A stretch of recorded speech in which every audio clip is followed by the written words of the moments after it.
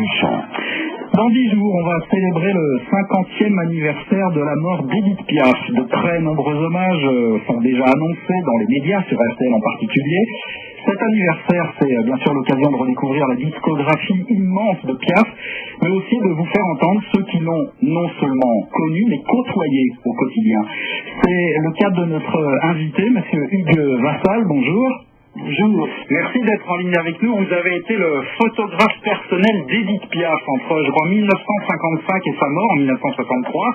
Vous êtes, je précise, le cofondateur de l'agence Gamma et vous avez écrit un livre, Édith Piaf, une vie en noir et blanc, aux éditions du Cygne. Alors je voudrais d'abord que vous nous racontiez votre toute première rencontre avec Édith Piaf.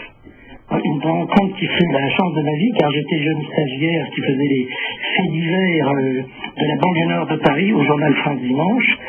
Et puis un jour de midi, où je mangeais un sandwich dans la salle de rédaction, et ben moi j'attendais, et puis le rédacteur en chef est arrivé, il m'a dit tu pars tout de suite, tu prends le train, tu vas à Dijon, je viens de recevoir un coup de téléphone d'Édith Piaf, elle change d'amant, il veut un photographe. Je me suis retrouvé dans le Mistral, le train rapide, en première classe, c'était Byzance, et je me suis retrouvé au municipal de Dijon.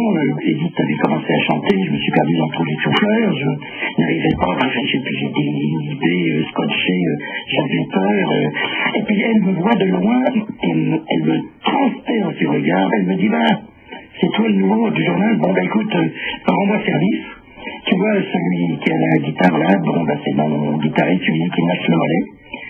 Et puis tu vois l'autre, il est beau, c'était Félix Martel, qui était un chanteur qui devait faire la première partie d'Édith Piaf pour l'Olympia 1957. Elle me dit, écoute, tu lui dis qu'il vienne dîner avec moi ce soir, puis on bouffe mal dans ta boîte, je vais te faire grossir, viens dîner avec nous. Et puis cela a duré 7 ans sans discontinuer, c'est-à-dire que j'ai été près d'Édith, son photographe témoin jusqu'à la fin de ses jours.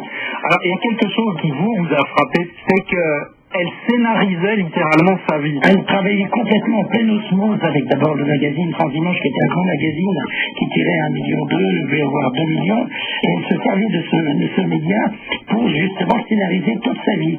Et là, j'ai mis du temps à comprendre qu'elle avait 2 vies.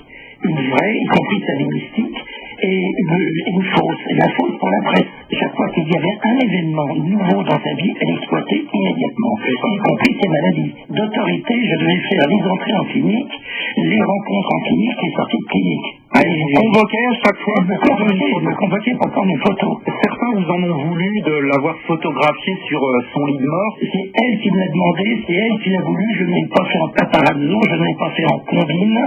D'ailleurs, la photo est simple, on voit d'ailleurs Claude Sarapo, son dernier mari, et cette photo, elle l'a délivrée. Monsieur Vassal, vous étiez son photographe, donc ce n'était pas votre spécialité, la musique, mais quelle est votre chanson préférée d'Édith Piaf?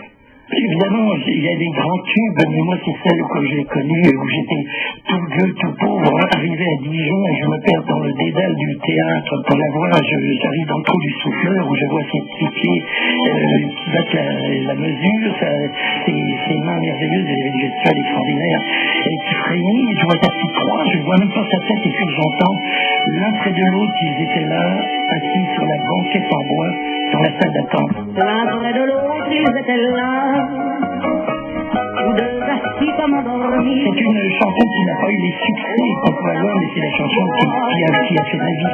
Dans la salle d'attente, à travers la vie, on voyait. Merci beaucoup, Monsieur Vassal, d'avoir été en ligne avec nous. Je précise que les samedis 12 et dimanche 13 octobre à Tours seront exposées 50 des plus belles photos d'Édith Piaf que vous aviez prises. Photos qui seront ensuite vendues aux enchères à l'hôtel du Grand Commandement. Et une grande partie des sommes récoltées ira à une association d'aide aux soldats français blessés en Afghanistan et au Mali. Merci encore. Merci encore, monsieur. Et merci à Christian Panvert qui était à vos côtés à Tours.